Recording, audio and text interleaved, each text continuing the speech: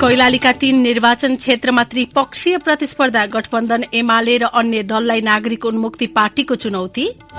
वर्षौंदेखि एउटै आश्वासन बाँड्ने तर काम कहिल्यै नगर्ने प्रवृत्तिले सिराहा भगवानपुरका मतदाता रुष्ट। थारू समुदायको उत्थानलाई चुनावी एजेण्डा मात्रै बनाउनेलाई भोट नहाल्ने मनस्थितिमा कैलाली र कञ्चनपुरका मतदाता। ललितपुरको निर्वाचनमा रोचक प्रतिस्पर्धा, वाम एकताबाट अघिल्लो निर्वाचनमा क्लीन स्वीप गरेका एमाले र माओवादी यस पटक भने फरक कित्तामा। सरकारले तोक्यो धानको न्यूनतम समर्थन मूल्य, गत वर्ष भन्दा प्रति क्विन्टल 226 रुपियाँसम्म वृद्धि। उत्तर कोरियाले पुनः ब्यालिस्टिक क्षेप्यास्त्र प्रहार गरेको दक्षिण कोरियाको दावे। र पाकिस्तान आईसीसी T20 विश्वकप क्रिकेटको फाइनलमा प्रवेश, दोस्रो सेमी फाइनलमा भोलि इन्डिया र इंग्ल्याण्डले खेल्ने।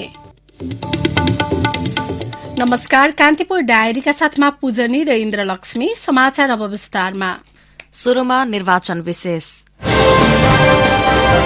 प्रतिनिधि सभा तथा प्रदेश सभा निर्वाचन विशेष।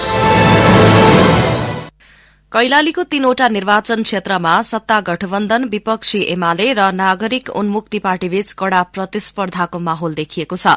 नागरिक उन्मुक्ति पार्टीको उपस्थितिका कारण कैलालीको निर्वाचन क्षेत्र नम्बर 1, 2 र 3 मा त्रिपक्षीय प्रतिस्पर्धा देखिएको हो।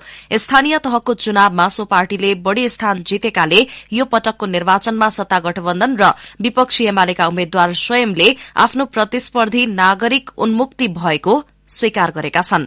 एक रिपोर्ट। कैलालीका 5 निर्वाचन क्षेत्र मध्ये अहिले सबैको चासोको क्षेत्र हो 1, 2 र 3। त्यसमध्ये पनि निर्वाचन क्षेत्र नम्बर 1 मा विशेष प्रतिस्पर्धा मानिएको छ, जहाँ रेशम चौधरी नेतृत्वको पार्टी नागरिक उन्मुक्तिले अध्यक्ष रञ्जिता श्रेष्ठलाई प्रतिनिधि सभा सदस्य पदमा उम्मेद्वार बनाएको छ। रेशम चौधरी 2074 मा निर्वाचन क्षेत्र नम्बर 1 बाट 34,000 भन्दा बढ़ी मतले निर्वाचित भएका थिए। गत स्थानीय तहको निर्वाचनको परिणामलाई हेर्दा समेत अध्यक्ष श्रेष्ठ आफू जित्नेमा ढुक्क छिन्। 72 साल पछाडि 79 सालको स्थानीय तहको चुनावले पनि पुष्टि गरिसक्नु भएको छ जस्तो लाग्छ र आसन्न मङ्सिर 4 गते हुने निर्वाचनमा पनि यो कुरा चाहिँ पुष्टि हुनेछ। जुन पहिचानको मुद्दा लिएर हामी उदाएका छौं, यो चाहिँ हाम्रो निरन्तरता रहि नै रहनेछ। स्थानीय निर्वाचनमा उन्मुक्ति पार्टीले पाएको मतका आधारमा अहिले चुनावी लेखाजोखा भइरहेको छ। यस क्षेत्रमा सत्ता गठबन्धनबाट कंग्रेसका रामजनम चौधरी प्रतिस्पर्धामा छन्। उनले 2074 मा क्षेत्र नम्बर 3 बाट तत्कालीन लोकतान्त्रिक फोरमबाट चुनाव जितेका थिए। थारू समुदायको धेरै मत विभाजन गर्न सक्ने आधारमै गठबन्धनले रामजनमलाई टिकट दिएको देखिन्छ। नागरिक उन्मुक्तिले थारू सेन्टिमेन्टको राजनीति गरिरहेको भन्दै रामजनम स्वयं आफू जित्ने दावी गर्दै भन्छन्। अब यत्रो आत्मा लडाई छ यहाँ। एमालेको भोट पनि करिब 10,500, 17,000 नागरिक उन्मुक्तिको, गठबन्धनको छ 22-23,000। 4 गते पछि म 10,500 भन्दा बढी मतले म विजय हुँदैछु, मतलब गठबन्धन विजय हुँदैछ। यो दावी हो। 2-4,000, 200-400 तलमाथि होला, तर करिब 10,000 भोटले म जनतामा चुनाव जिताउँछु। क्षेत्र नम्बर 1 मा एमाले तपेन्द्र बहादुर रावललाई प्रतिनिधि सभाको प्रतिस्पर्धामा उतारेको छ। एमाले पनि सो क्षेत्रमा आफूलाई बलियो मानेको छ। थारू समुदायको बाहुल्यता रहेको सो क्षेत्रमा दलहरूले नागरिक उन्मुक्ति पार्टीलाई मुख्य प्रतिस्पर्धी ठानेका छन्। प्रदेश सभातर्फ गठबन्धन उम्मेद्वार रणबहादुर रावल भन्छन्, प्रतिस्पर्धा नागरिक उन्मुक्ति पार्टी चाहिँ हुन्छ, एमाले भयो, अरूहरू भयो। अनि त्यसमा चाहिँ अहिले मूलत अब राप्रपा पनि त्यति बढिरहेको देखिन्छ, तर मूल कुरा के देखिन्छ भन्दाखेरि अहिले स्थानीय र त्योभन्दा 74 को निर्वाचन र अस्ति 79 को अस्ति भर्खरको निर्वाचनमा हेर्दाखेरि अहिले चाहिँ खस्कत अवस्था छ। थारूको पार्टी भन्नेहरूमा पनि प्रश्न के गर्न थालिसक्यो भने थारूको पार्टी त हो, तर थारूको त्यो पार्टीको अध्यक्ष को भन्दाखेरि इतर थारू देखिन्छ, उपाध्यक्ष को भन्दाखेरि इतर देखिन्छ। थारूहरूले नै प्रश्न गर्न थालिन्छ। यता कंग्रेस, माओवादी केन्द्र र एमाले लगायत दलको मत भएको भनिएको निर्वाचन क्षेत्र 2 मा उन्मुक्ति पार्टीले कंग्रेस र एमालेबाट विद्रोह गरेका नेतालाई उम्मेद्वार बनाएको छ। कंग्रेस छोडेर गएका अरूण चौधरीलाई प्रतिनिधि सभाका लागि उम्मेद्वार बनाएको सो पार्टीले प्रदेश सभामा एमालेका पूर्व जिल्ला अध्यक्ष रतन थापालाई उम्मेद्वार उठाएको छ। स्थानीय तहको मतका आधारमा आफू अगाडि रहेको भन्दै गठबन्धनबाट उम्मेद्वार बनेका माओवादीका भगत बहादुर बडुवालले भने, जसले व्यवस्था बदल्नको निम्ति लाग्यो या जसले यो संविधान र यो गणतान्त्रिक संघीय गणतान्त्रिक व्यवस्था स्थापनाका निम्ति लाग्यो, अब तिनीहरू नै एउटा चाहिँ यसको समर्थक हुन् भन्ने विषयमा जनतालाई हामीले बुझे पनि राखेका छौं र जनताले यो बुझेको छ जस्तो मलाई लाग्दछ। उन्मुक्ति पार्टी र गठबन्धन विरुद्ध एमालेका झपट बहादुर रावल प्रतिस्पर्धामा छन्। गठबन्धनसँग कुनै एजेण्डा नै नभएको र उन्मुक्तिले जातीय मुद्दा बोकेकोले आफू जितका लागि हकदार दिगदार भएको उनको भनाइ छ। यसको न उद्देश्य छ, न लक्ष्य छ, न केही पनि छैन। जातीय मुद्दा लिएर यो असफल भइसकेको एजेन्डा बोकेर असफल भइसकेको मुद्दा लिएर अनि त्यसपछि उहाँ जानुभएको हुनाले जनता त्यसको पक्षमा छैन। क्षेत्र नम्बर 3 मा पनि गठबन्धन र एमालेका लागि नागरिक उन्मुक्ति पार्टीको चुनौती देखिएको छ। गठबन्धनबाट माओवादीका कृष्ण बहादुर चौधरी प्रतिनिधि सभा उम्मेद्वार छन्। माओवादीले 2064 देखि लगातार चुनाव जित्दै आएको कैलालीको क्षेत्र नम्बर 3 नै हो। नागरिक उन्मुक्तिबाट गंगा बहादुर चौधरी प्रतिनिधि सभाका उम्मेद्वार छन्। आफ्नो समुदायको पहिचानको मुद्दा लिएर चुनावी मैदानमा आएका चौधरी भन्छन्, टिकापुर घटनामा निर्दोष साथीहरूलाई अन्याय गरिएको छ। तिनीहरूको न्यायको लागि हामीले आवाज उठाएका छौं। अब न्याय सँगै हामी विकासका कुराहरू पनि गरिरहेका छौं। नै जित त हाम्रै हुन्छ, त्यो सुनिश्चित छ एकदम 100%। कैलाली क्षेत्रमा निवर्तमान सांसद गौरीशंकर चौधरी एमालेबाट उम्मेद्वार छन्। टिकापुर घटना र त्यसबाट सृजना भएको राजनीतिलाई आधार बनाएर सबै जसो उम्मेद्वार जितका लागि अहिले कसरतमा छन्। रेडियो कान्तिपुरका लागि सहकर्मी मोहन बुढायरका साथमा इन्द्रलक्ष्मी घिमिरे। सिराहा क्षेत्र नम्बर 1 को दक्षिणी भेगमा बसोबास गर्दै आएका दलित समुदायका बासिन्दा नेताहरूको चुनावी आश्वासनले दिगदार छन्। वर्षौंदेखि आफूले भोगचलन गर्दै आएको जग्गा आफ्नै नाममा नहुनु र सोही मुद्दाको टेको समातेर राजनीतिक दलले आश्वासनको पोको बाँड्नु कुनै नौलो प्रक्रिया होइन, बरु विगतकै निरन्तरता हो। चुनावी माहौल तातिएसँगै यसपटक पनि उम्मेद्वारले सोही मुद्दाको सहारा लिएका छन्। पटक पटक एउटै प्रतिबद्धता लिएर चुनावमा भोट माग्न आउने, तर चुनावपछि प्रतिबद्धता पूरा गर्नु त परै जाओस् फर्केर सम्म नआउने प्रवृत्तिले यहाँका मतदाता रुष्ट छन्।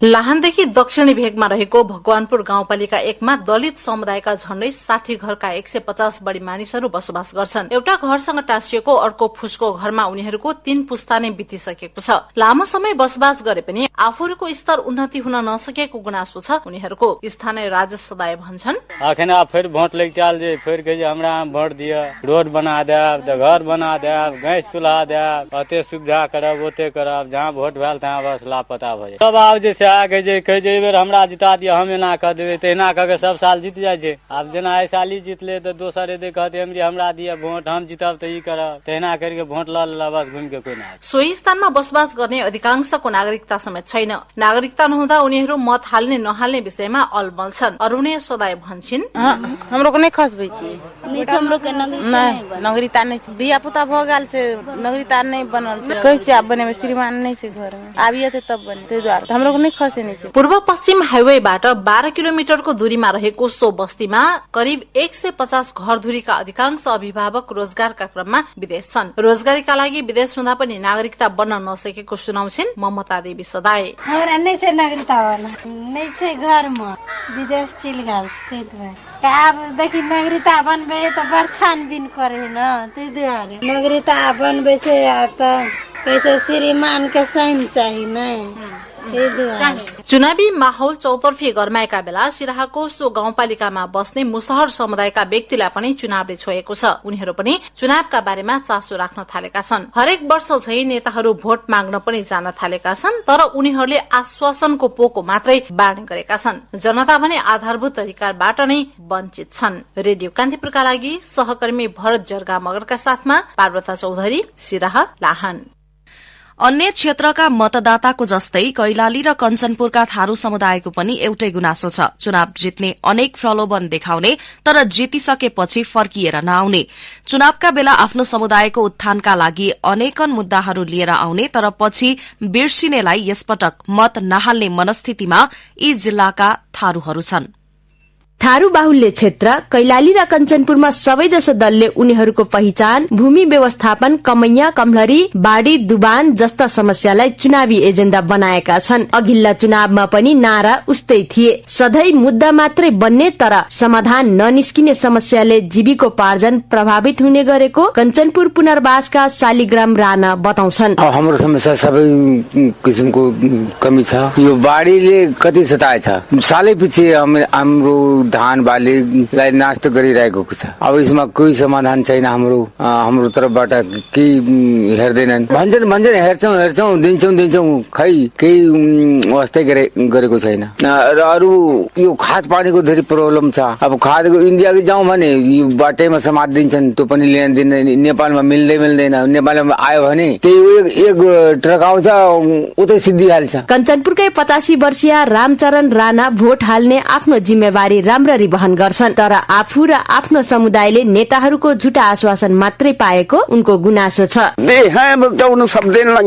हम दे हैं ऐसे है हमारो कभी सलाह होगी बोर्डबाजी हो तब सलाह हो जाए तो बच जाओ ना हिसाब लगे है बैग दे ऐसे कह दे था देंगे ऐसे ना कहो रहो। नेताहरूले अभावमा आजको खेती गरिरहेको कञ्चनपुरकै झेलीराम राणाको तर्क छ। अब उसको पनि बुझ्नु पर्यो, हामी पनि जो समस्या छ त्यो निकाल्नु पर्यो नि त। यता कैलालीका थारू समुदायको गुनासो पनि उस्तै छ। 1.5 दशक बढी कैलालीको जोशीपुर गाउँपालिका 8 सुकुम्बासी बस्तीको अझै भूमि व्यवस्थापन हुन सकेको छैन। प्रति परिवार 5 कट्ठा जमिन दिए पनि अधिकांशसँग लाल पूर्जा छैन। सोही माग लगायतका मुद्दालाई यो वर्ष घर दैलामा आउने नेतासँग लिखित प्रतिबद्धता मागिरहेको स्थानीय अग्नि दंगौरा सुनाउँछिन्। 18 बुंदा मांग के बावई तो अब कमयन के ई बाटो घाटो के बा, ई खाने पानी के बावई, ओको हो अस्पताल हुइल, रोजगार हुइल, कमलहरी बोकरहिन के बा, कमयन के सब चीज के बावई बिको ढेर से ढेर बा। हमने 18 बुंदे मांग बावई। मलखाद, सिंचाई, बाढ़ी, दुबान, अव्यवस्थित बसोबासका समस्या जस्ताको त्यस्तै रहेको र विकास पनि कागजमा सीमित रहेको सुनाउँछन् स्थानीय बेचु दंगौरा। समस्या तो यहाँ कहीं हरेक चीज के समस्या बा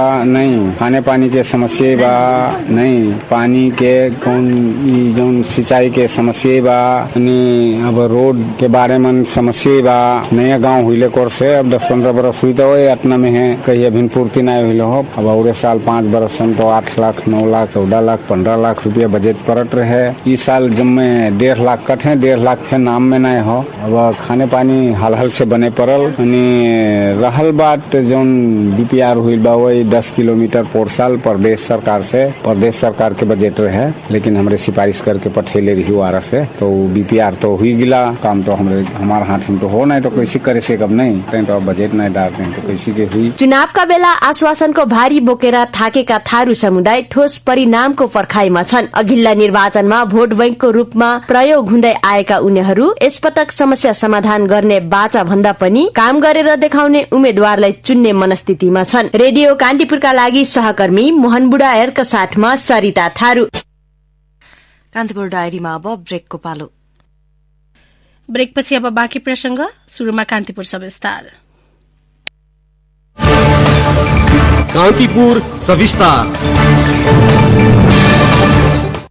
पटक पटकका संसदीय निर्वाचनको परिणाम केलाउने हो भने 2015 सालको आम निर्वाचनदेखि 2064 को पहिलो संविधान सभाको निर्वाचनसम्म ललितपुरमा वाम वर्चस्व रह्यो।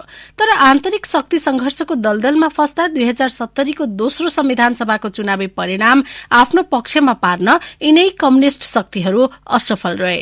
संविधान जारी भएपछि तत्कालीन एमाले र माओवादीको वाम एकताले ललितपुरका सबै क्षेत्रमा क्लीन स्वीप गरे पनि सत्ताको राफ तापले तत्कालीन नेकपा विभाजित हुँदा यी दलहरू फरक कित्तामा उभिँदै 4 मंगिरको निर्वाचनमा प्रतिस्पर्धाको भूमिकामा छन्।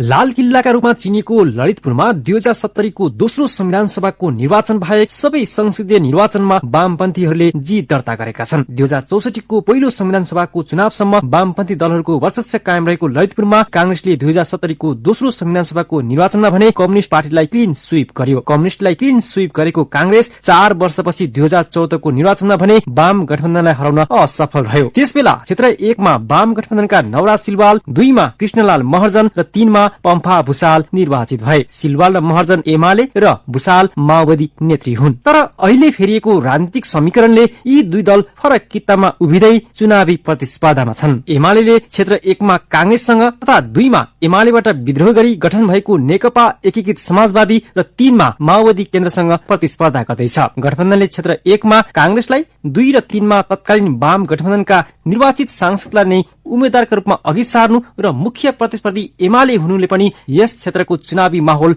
रोचक बन्ने निश्चित छ। क्षेत्र 1 मा एमालेका सिलवाल र कांग्रेसका उदय शमशेर राणा बीच मुख्य प्रतिस्पर्धा हुँदैछ। यसअघि 2014 को निर्वाचनमा समेत सिलवाल र राणा प्रतिस्पर्धी थिए भने त्यसबेला राणा सिलवालसँग 6000 बढी मतान्तरले पराजित भएका थिए। यसपटकको चुनावमा माओवादीको समर्थन कांग्रेसका राणालाई भए पनि सत्ता घटक दल लोसपाले मनिष बहादुर श्रेष्ठलाई प्रतिस्पर्धामा उतारेको छ। यस्तै एमालेसँग विभिन्न क्षेत्रमा चुनावी तालमेल गरेको राप्रपाले सन्दीप आचार्यलाई र जसपाले गोपाल राज राईलाई प्रतिस्पर्धामा उतारेको छ। यसअघि तत्कालीन नेकपाले जितेको यस निर्वाचन क्षेत्रमा कम्युनिष्ट पार्टीहरू विभाजित भई फरक कित्तामा उभिँदै गठबन्धनमा लाग्नुले पनि जनमत कसको पोल्टमा जान्छ यसै भन्न सकिने अवस्था देखिँदैन। तर एमाले उम्मेद्वार सिलवाल अघिल्लो पटक पराजित राणाले चुनावपछि केही नगर्नु नै आफ्नो लागि माहौल बनाउन पर्याप्त भएको दावी गर्छन्। नेकपा एमालेको सरकारले बनाएको सडकमा करोड करोड पर्ने गाडी चढेर आएर अनि नेकपा एमालेको सांसदलाई लान्छित गर्ने गौरा सिलवालले के गर्ने कुन हैसियतले गर्नुहुन्छ? राजनीतिक इमानदारी देखाउनुहोस् मिस्टर राणा।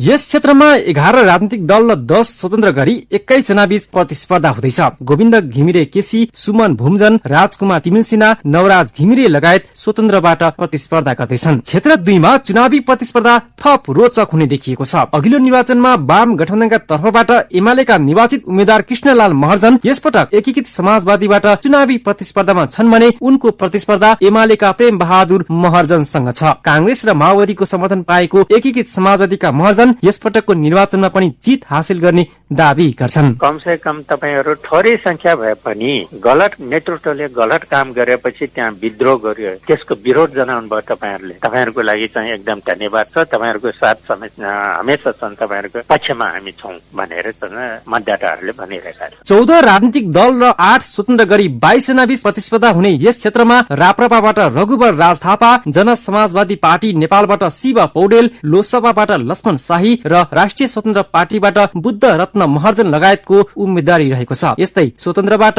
सञ्जीव चौधरी, ऋषिराज भेटवाल, दिपेश कुमार केसी, निरज भक्त माथेमा, विकास साक्य लगायतको प्रतिस्पर्धा रहेको छ। यसै गरी माओवादी केन्द्रकी पम्फा भूषाल, एमालेबाट अमृत खड्का र सर्वोच्चको अन्तरिम आदेशले चुनाव लड्न बाटो खुल्ला गरिदिएको राष्ट्रिय स्वतन्त्र पार्टीकी डाक्टर तोसीमा कार्कीबीचको प्रतिस्पर्धाले क्षेत्र 3 चर्चामा छ। अघिल्लो निर्वाचनमा कांग्रेसका मदन बहादुर अमात्यलाई हराएकी भूषाल यसपटक कांग्रेसकी समर्थनमा चुनावी प्रतिस्पर्धामा छिन्। यस क्षेत्रमा एमालेको जनमत, स्वतन्त्र पार्टीकी कार्कीको चर्चाले भूषाललाई चुनाव जित्न सहज छैन। ललितपुर क्षेत्र नम्बर 3 मा राष्ट्रिय स्वतन्त्र पार्टीकी कार्की अन्य उम्मेद्वारको तुलनामा बढी चर्चाको शिखरमा छिन्। कार्की भन्छिन्, यो सडक बनाइदिनु पर्यो, खानेपानी नियमित गरिदिनु पर्यो, स्वास्थ्य बीमा छैन ललितपुरमा। तपाईँ स्वास्थ्यको व्यक्ति हुनुहुन्छ, तपाईलाई हामीले जितायो भने पक्का स्वास्थ्य बीमा आउँछ।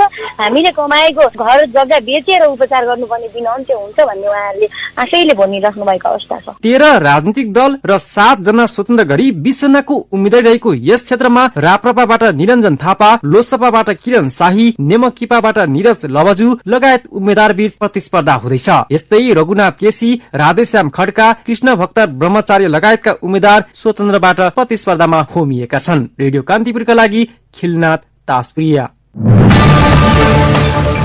कान्तिपुर सविस्तार।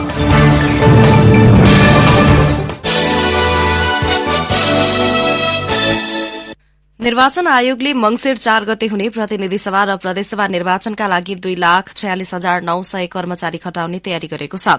आयोगले केन्द्रीय कार्यालय, 7 प्रदेश कार्यालय, 77 जिल्ला निर्वाचन कार्यालय, मुख्य निर्वाचन र निर्वाचन अधिकृतको कार्यालय, मतदान केन्द्र र मतगणना कार्य समेतका लागि सुरक्षा निकाय बाहेक 2,46,900 कर्मचारी खटाउने तयारी गरेको हो। यसैबीच निर्वाचन आयोगले मोरङ क्षेत्र नम्बर 3 को कमा नयाँ निर्वाचन कार्यक्रम सार्वजनिक गरेको छ। सो क्षेत्रमा नेपाली कंग्रेसका तर्फबाट उम्मेद्वार रहेका शेखर चन्द्र थापाको आज निधन भएपछि आयोगले सो दलका लागि उम्मेद्वार मनोनयन सहितका नयाँ निर्वाचन कार्यक्रम तय गरेको हो। निर्वाचन तालिका अनुसार भोलि र पर्सि उम्मेद्वारी मनोनयन दर्ता, दावी विरोध तथा अन्तिम नामावली सार्वजनिक गर्ने कार्यक्रम छ।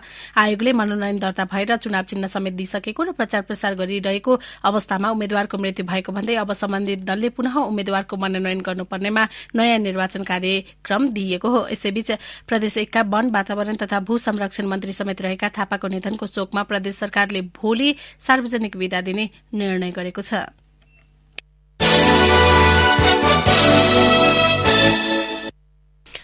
डोटीमा आज बिहान 6.6 म्याग्निच्यूडको भूकम्प जाँदा 6 जनाको मृत्यु भएको छ। 9 जना घाइते भएको राष्ट्रिय भूकम्प मापन केन्द्रले जनाएको छ। घाइते मध्ये 2 जनाको अवस्था गम्भीर छ। मृत्यु हुनेमा पूर्वी चौकी गाउँपालिका 3 गैरा गाउँका 4 महिला र 2 पुरूष छन्। सोही स्थानको 10 घर पूर्ण रूपमा क्षति भएको केन्द्रको तथ्याङ्कमा उल्लेख छ। यो समाचार तयार पार्दासम्म सुदूरपश्चिमको अन्य क्षेत्रको जनधनको क्षति यकिन हुन सकेको थिएन। डोटीको खप्तड राष्ट्रिय निकुञ्ज केन्द्रबिन्दु बनाएर बिहान 2:12 6.6 म्याग्निच्यूडको भूकम्प गएको थियो। त्यसअघि दिपायल केन्द्रबिन्दु बनाएर गैराती 9:07 5.7 म्याग्निच्यूडको भूकम्प गएको केन्द्रले जनाएको छ। यसैबीच छिमेकी जिल्ला बझाङमा पनि 2 दर्जन भन्दा बढ़ी घर भत्किएको हाम्रा सहकर्मीले जनाएका छन्। कान्तिपुर डायरीमा पुनः ब्रेकको पालो। ब्रेकपछि अब आर्थिक प्रसंग। सरकारले धानको न्यूनतम मूल्य निर्धारण गरेको छ। कृषि तथा पशुपक्षी विकास मन्त्रालयका अनुसार गत बुधबार बसेको मन्त्री परिषद बैठकले चालू आर्थिक वर्षको लागि धानको समर्थन मूल्य तोकेको हो, जस अनुसार मोटा धानको प्रति क्विन्टल 2,967 रूपियाँ तोकिएको छ। सो मूल्य गत वर्षको तुलनामा 215 रूपियाँ भन्दा बढ़ी हो। त्यस्तै मध्यम धानको मूल्य प्रति क्विन्टल 3,128 रूपियाँ कायम भएको छ। सो मूल्य गत वर्षको तुलनामा 226 रूपियाँ भन्दा बढ़ी हो। सरकारले गत आर्थिक वर्षको लागि मोटा धानको न्यूनतम समर्थन मूल्य 2,752 रूपियाँ र मध्यम धानको प्रति क्विन्टल 2,902 रूपियाँ निर्धारण गरेको थियो। अब अन्तर्राष्ट्रिय प्रसंग। उत्तर कोरियाले पुनः ब्यालिस्टिक क्षेप्यास्त्र प्रहार गरेको दक्षिण कोरियाले दावी गरेको छ।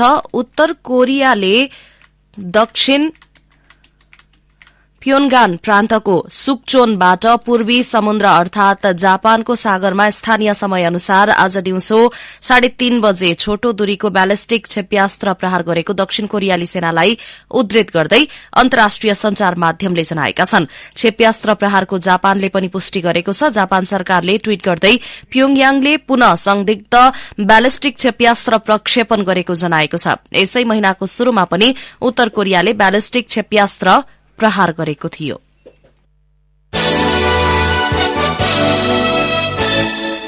अब खेल प्रसंग। पाकिस्तान आईसीसी टी20 विश्वकप क्रिकेटको फाइनलमा प्रवेश गरेको छ। सेमी फाइनलमा न्यूजील्याण्डलाई 7 विकेटले हराउँदै पाकिस्तानले फाइनलमा स्थान पक्का गरेको हो। अस्ट्रेलियाको सिडनी क्रिकेट मैदानमा न्यूजील्याण्डले दिएको 153 रनको लक्ष्य पाकिस्तानले 19.1 ओभरमा 3 विकेट गुमाउँदै पूरा गर्यो। पाकिस्तानका मोहम्मद रिजवान र कप्तान बाबर आजमले अर्धशतकीय इनिङ खेले।